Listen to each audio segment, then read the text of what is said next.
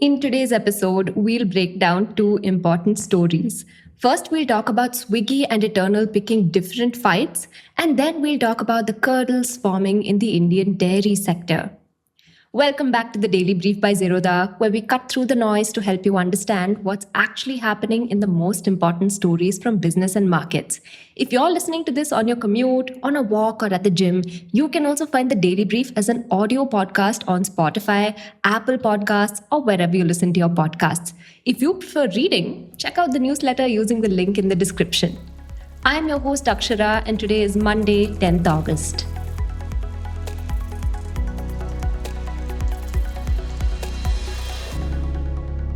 Coming to the first story. On Eternal's latest earnings call, Blinkit CEO Albinder Dhinsa was asked about competition and gave an unusually flat answer. This was the hardest quarter Blinkit has faced. There were many more players in the market, he said, and every one of them was more aggressive. And he wasn't overselling it. Big Basket's co-founder Hari Menon stepped down as CEO after publicly admitting he had spent too long in denial about 10-minute delivery, a misread that eventually forced the company to pivot its entire model. Flipkart has pushed Flipkart Minutes past 1,000 dark stores, and DMart, which has built its entire reputation on making customers drive to the store, is now leaning harder on DMart Ready. Reliance is running JioMart deliveries out of its existing store network. Zepto filed its DRHP and then pulled it back over valuation, and smaller stranger entrants keep appearing like First Club, a members-only grocery app in Bengaluru selling on the promise of clean labels. Swiggy CEO Sriharsha Majeti counted 7 or 8 active players, and that's the backdrop for everything that follows. Because until recently, the two listed companies in this fight responded to pressure in somewhat the same way. But reading their June quarter results side by side, that symmetry seems to be gone. They are now answering the same question with two different bets. Let's start with the caveat, because without it, the headline numbers are actively misleading. Now, Eternal reported consolidated adjusted revenue of roughly Rs 20,600 crore, up 173% from about Rs 7,500 crore a year ago. But almost none of that is real growth. Last year, Blinkit shifted to an inventory-led model, meaning it now buys stock, owns it, and sells it directly to customers rather than taking a cut on someone else's sale. So when you own the goods, you book the entire value of the sale as revenue instead of just your commission. And the same volume of business suddenly shows up several times larger. Strip the accounting change out, and Blinkit's like-for-like quick commerce revenue grew 117%, which is still remarkable, but it's a different number entirely. Now, Swiggy, which has not made that shift, reported consolidated adjusted revenue of about Rs 7,100 crore, up 34% from roughly Rs 5,300 crore. Nearly half of that total isn't consumer business at all, but a low-margin B2B distribution arm that Eternal has no real equivalent of. So, for one more quarter, the top lines of these two companies simply cannot be compared. And the same problem runs through the operating metrics. So Eternal reports net order value, which strips out delivery charges, platform fees, and platform-funded discounts. And Swiggy reports gross order value, which includes user delivery charges, platform fees and taxes, and is gross of discounts the platform itself funded. Now, what does compare cleanly is profit and cash. Eternal's net profit came in at Rs 92 crore, nearly 3.5 times the Rs 25 crore it made a year ago. And it ended the quarter sitting on Rs 18,300 crore, having added Rs 316 crore during the 3 months. Now, Swiggy is still loss-making, but the loss is shrinking fast, down to roughly Rs 719 crore from about Rs 1,200 crore in the same quarter last year. It ended with Rs 14,000 crore, having burned Rs 686 crore, largely on capital expenditure and working capital. So the core business is settled, and boringly so. Zomato's food delivery NOV grew 20.1%, throwing off about Rs 600 crore in segment EBITDA. So this EBITDA, as a percentage of NOV, inched up from 5.5% to 5.6%. Now, Swiggy's food delivery GOV grew 17.4% with segment adjusted EBITDA of about Rs 219 crore at 3.1% of GOV, a seasonal dip from 3.3% the previous quarter. So both are profitable, both are compounding, and nobody is seriously arguing about whether restaurant delivery works as a business anymore. But what the industry is arguing about is whether the same model works at price points where restaurant delivery might not. For example, Rapidos only charges restaurants no commission and no platform fee, making its money instead on a small delivery charge. In 4 or 5 months, it's taken roughly 7% of the Bengaluru food delivery market, helped along by restaurants that were already unhappy with what the incumbents charge them. And Flipkart is joining from around August 15th at a 10% commission, routed largely through ONDC, the government-backed open protocol that lets buyers and sellers on different apps transact with each other. Now, Swiggy's answer to this is toying. A separate cheap meals experiment now live in 50 cities designed to win budget customers without dragging down the economics of the main app. Its platform innovation segment, which houses these experiments, saw losses widen to Rs 131 crore from Rs 58 crore.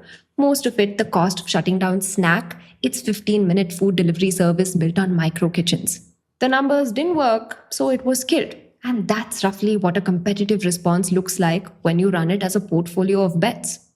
Eternal CEO Deepinder Goyal thinks the entire category is a mirage. Toying, only, and everything like them unlock no new use case in his view, and the traction they show is purely price-driven, the kind that evaporates the moment the price goes back up. And his alternative is Bistro, Eternal's cloud kitchen arm. So if you want food delivery to work at 50 rupees to 150 rupees, he argues, you cannot get there through discounting, only by rebuilding kitchen operations from first principles. So India's quick commerce market grew roughly 24 times between 2022 and FY25, reaching Rs 65,645 crore, according to an IBEF analysis.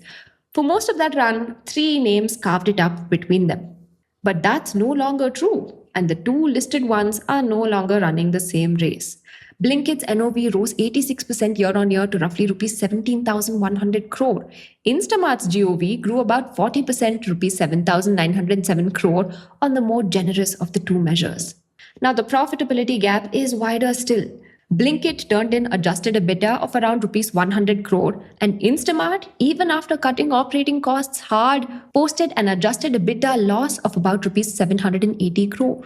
Now the store counts might explain most of it. Blinkit added 200 net new dark stores in the quarter to reach 2,443. Instamart added 28, taking it to 1,171, deliberately slowing down to fix unit economics first. But the Swiggy management plans to add its highest number of dark stores ever in the next quarter.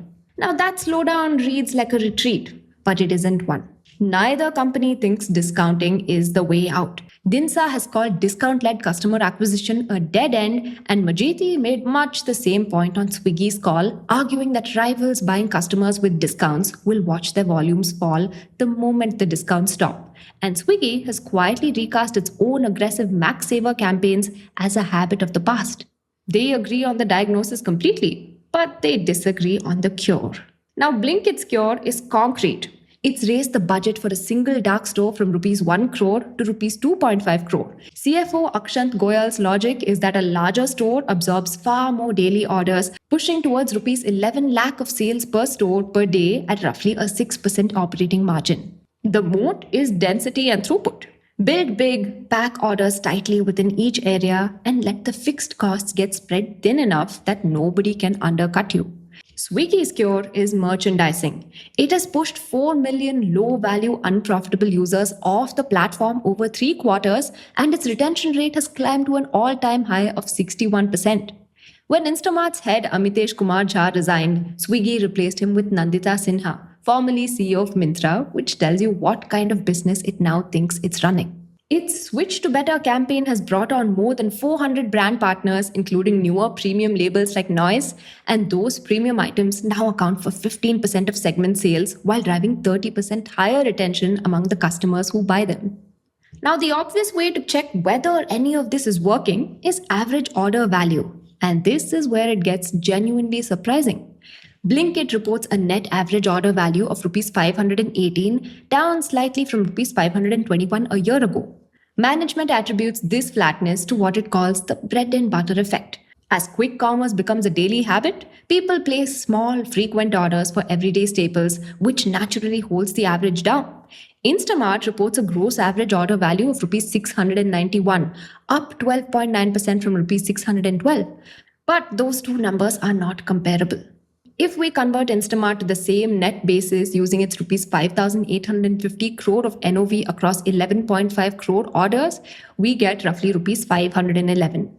Against Blinkit's Rs 518, the premiumization gap essentially disappears. But this doesn't mean the strategy isn't working. It means it is working somewhere else.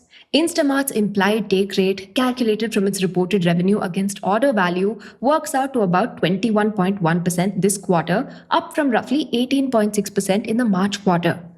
That jump comes from better terms with brands and from advertising sold inside the app. And the distinction matters because it's precisely how Swiggy expects to close the gap to break even.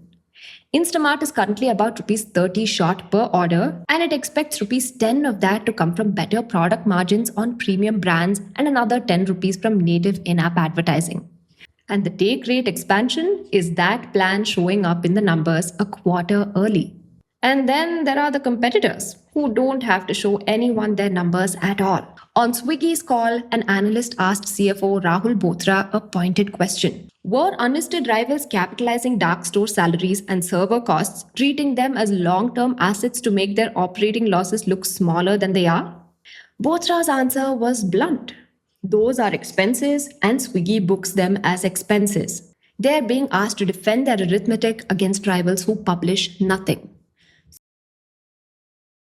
So around the core, the two are building quite different things. Swiggy's B2B distribution arm, which is the one that makes its top line so hard to compare, remains its quiet second business.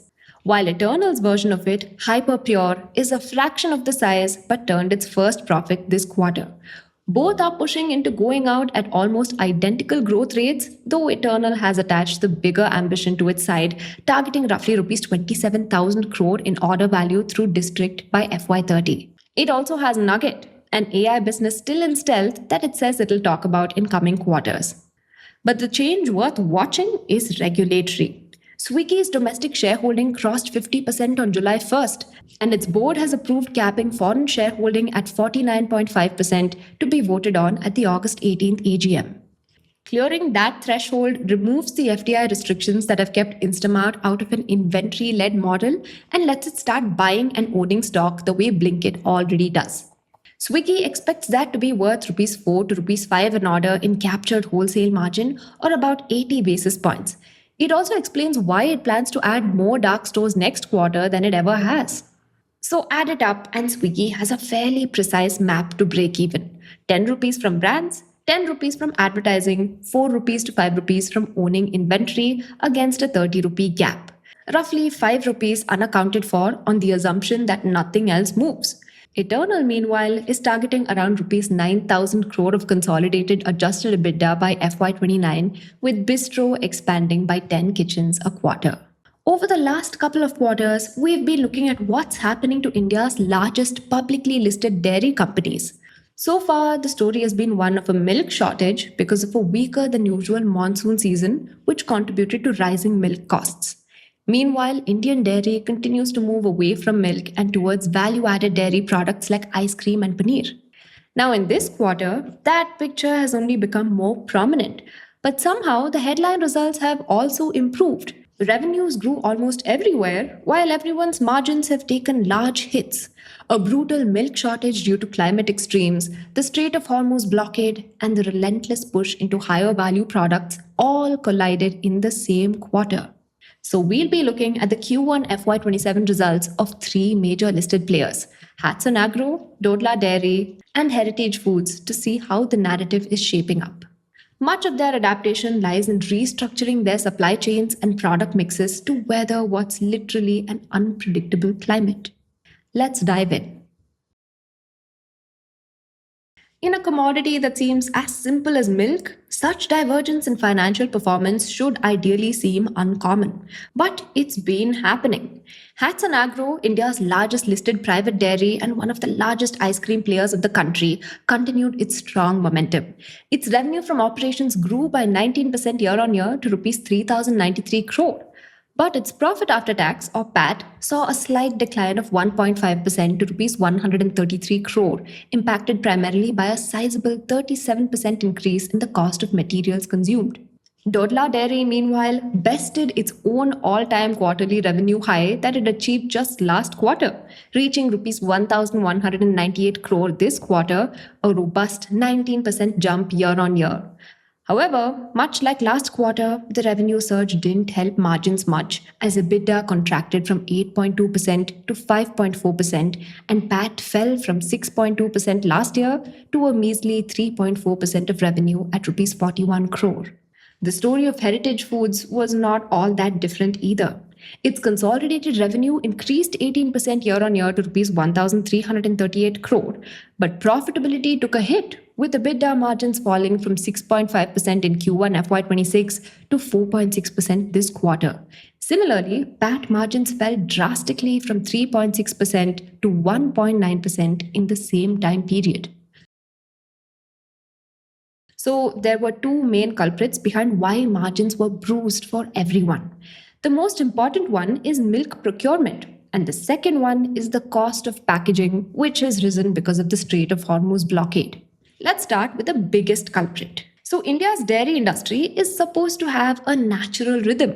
The classic flush season, where cattle milk production rises naturally, takes place between October and February. Now, we know that flush didn't really arrive as expected in the past year simply because of erratic rainfall that often caused bouts of overflooding. Now, companies usually expect a mini flush in the months of April and May, particularly in South Indian regions. And this is a brief window where milk supply surges before the peak summer heat sets in, which helps bring down procurement prices. But that mini flush didn't appear either. The monsoon dampening effect of this year's Super El Nino and an unreasonably warm summer disrupted this cycle. So, the combination of excess rainfall in some regions and severe heat in others caused extreme animal stress, lowering milk yields across cattle. Yet, despite these supply constraints and elevated costs, milk procurement actually remains near record level highs for these companies. Dodla Dairy, for instance, recorded its highest ever milk procurement of 21.1 lakh litres per day, while Heritage procured 18.1 lakh litres per day, 2% more than what they did in Q1 FY26. Within the tough conditions they face, this is impressive. But it was no accident. These dairies intentionally kept buying milk at inflated prices. And they did this for two strategic reasons. First, they needed to aggressively build up inventory for upcoming quarters in anticipation of further supply tightness. In fact, Dodla has mentioned before that they've been scarred by supply deficits before. A few years ago, they had to withdraw high margin ghee from the consumer market because they ran out of fat. So they'd rather over procure milk. Secondly, maintaining farmer loyalty is critical. If they don't pay the higher prices during tough times, the milk goes to a competitor or the unorganized market. And Heritage had said exactly this in the previous quarter. Both companies also managed to expand their procurement network. For instance, Dodla's recent acquisition of Ranchi-based dairy firm Awesome has helped them spread into eastern India. Heritage also added 5,000 more farmers to their network this quarter. So while the milk per cow average may have dipped, they could ensure their supply from more cows. Meanwhile, they absorbed the higher costs of procurement without fully passing them on to customers, opting to protect their market share instead. And that decision is what squeezed their margins so tightly this quarter. Now, to add to this, dairy players have been hit by rising packaging costs. For Dodla, packing material costs increased by 48% during the quarter, and packaging depends on the availability of plastics, which is a byproduct of crude oil. But the world as a whole fell short of oil as shipments found it difficult to move past the Strait of Hormuz. And complicating this was a strategic business move, the deprioritization of B2B sales in favor of entirely retail consumer portfolios. So, historically, dairy companies sold their products to institutional buyers and middlemen, but that was always low margin work that doesn't build a brand. In fact, this is why Hatsun Agro bypasses traditional wholesaling middlemen and low margin institutional channels entirely, relying instead on direct to retailer distribution and their own massive exclusive network of over 4,100 HAP daily outlets. But when a dairy company shifts its product mix from bulk B2B sales to consumer facing pouches of liquid milk and packets of paneer and ice cream, the packaging requirement obviously skyrockets. Unlike Hatsun, Dodla and Heritage are still midway in this transition, so they bore the brunt of it. For the longest time, all three players have been doubling down on value added products or VAP. After all, liquid milk is a commodity business with not much margin space left, and the shift to VAP helps offset the pressure on margins from procurement and packaging costs. So, this quarter, all sorts of VAP products have recorded double digit growth for both Dodla and Heritage. Meanwhile, Hatsun remains a market leader in ice cream while also growing the rest of its VAP portfolio. But even within VAP, companies are finding that over reliance on a single product is a risk. For instance, curd is the biggest driver of VAP for both Dodla and Heritage, and this quarter, the curd portfolio has grown significantly for both. But the problem is that it's highly seasonal as sales in winter fall and it spoils easily. To de-seasonalize their business, dairy firms have been aggressively pushing products that sell year-round. For instance, paneer is emerging as a dark horse. Heritage's paneer volumes grew 33% year-on-year, becoming a significant non-seasonal contributor to its revenue. Dodla also highlighted growth in its paneer business while not breaking out exact numbers. At the same time, companies are leaning hard into high-margin drinkables and functional foods. So Heritage Foods reported staggering growth in its summer portfolio despite the erratic weather. Buttermilk volumes surged 60% and lassi shot up by 98%. Even ice cream is a major battlefield as companies try to chase the high margin that Hatsun Agro enjoys. Heritage Foods saw its ice cream business surge 25% year-on-year in Q1, crossing the Rs 55 crore mark in revenue. This was driven by its new brand Alpenv growing at 44% and its recently acquired D2C brand Getaway, which grew an impressive 196%. While Dodla explicitly said they don't have any immediate major capex plans for ice cream, they've also been aggressively driving ice cream volumes. And in their own words, they also have leftover factory capacity should they need to ramp up production in the short term. Now, to support this pivot to value-added products, capital expenditure is flowing heavily into scaling processing capabilities. Hatsun Agro announced a massive planned investment of around Rs 1,000 crore in FY27 to expand milk procurement, distribution, and production facilities. The goal is to increase product sales from 1.84 crore packs per day to 2.4 crore packs. Dodla's overall dairy business is running at 70% to 75% capacity utilization, but the real bottleneck is in their rapidly growing Africa business. Dodla's existing yogurt plant in Uganda is operating at full capacity, and their newer Kenya plant is already at 80% utilization. And to unblock this, they're planning a greenfield expansion in Uganda. And back in India, they're deploying Rs 280 crore for a greenfield integrated facility in Maharashtra to capture the Solapur market, which could eventually yield Rs 500 to Rs 600 crore in revenue. Now, Heritage Foods has been playing big.